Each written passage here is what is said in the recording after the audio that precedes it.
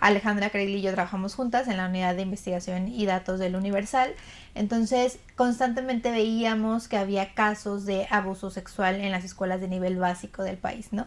Entonces, juntas, la verdad es que empezó a surgir el tema de estos abusos y ahí fue cuando empezamos a pensar en qué podíamos hacer para justamente mostrar toda esta problemática, ¿no?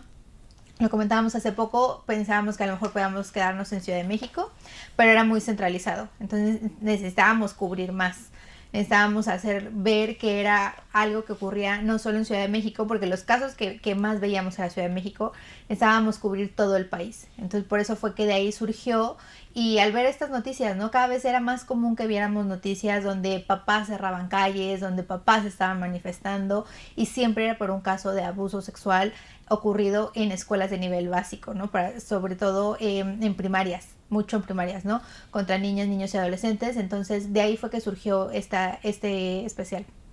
Toda la investigación nos llevó alrededor de 6 meses, entre solicitudes de transparencia, reporteo, escritura, definir cómo lo íbamos a mostrar. Analizamos un periodo de casi una década, ¿no? Entonces las solicitudes de transparencia nos llevaron mucho. Tuvimos que enfrentarnos a muchas cosas en cuestión de transparencia, muchos frenos, o sea, muchas autoridades que no nos querían dar la información. Entonces era idear cómo podíamos solventar de repente esa falta de información, ¿no? Se hicieron muchas solicitudes por diferentes vías para que si en una no funcionaba, nos funcionara en la otra y así, ¿no? Entonces fuéramos haciendo esta parte. La violencia sexual es un completo tabú en un país como México, en donde la sociedad todavía no está lista para dialogar públicamente sobre esto, ¿no? Cuando una familia está atravesando por una situación así, la primera reacción es tratar de proteger a las y los niños víctimas y evitar tocar el tema en lo público, ¿no? Salvo cuando están en una búsqueda de justicia. Entonces, de origen sabíamos que iba a ser difícil el acceso a estas historias, aunque teníamos literalmente miles de casos registrados de manera oficial.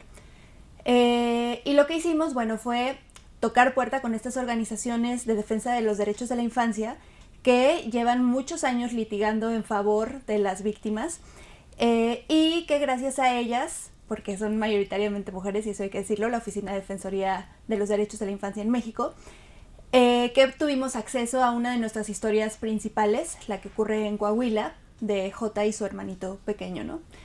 Y hay que decir que fue muy valioso y es fundamental para nosotros reconocer este valor que tienen las familias de hablar de quizá el episodio más doloroso de sus historias, porque eso es lo que nos ayuda a darle rostro a esos números, a decir esto es una realidad.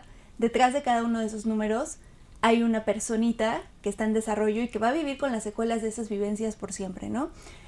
Y ese valor nos da la posibilidad de darle fuerza a un trabajo como este y de generar mucha mayor conciencia. Entonces, no es posible generar un trabajo como este si no hay una alianza entre periodistas, sociedad civil y organizaciones que están trabajando en favor de los derechos de la infancia.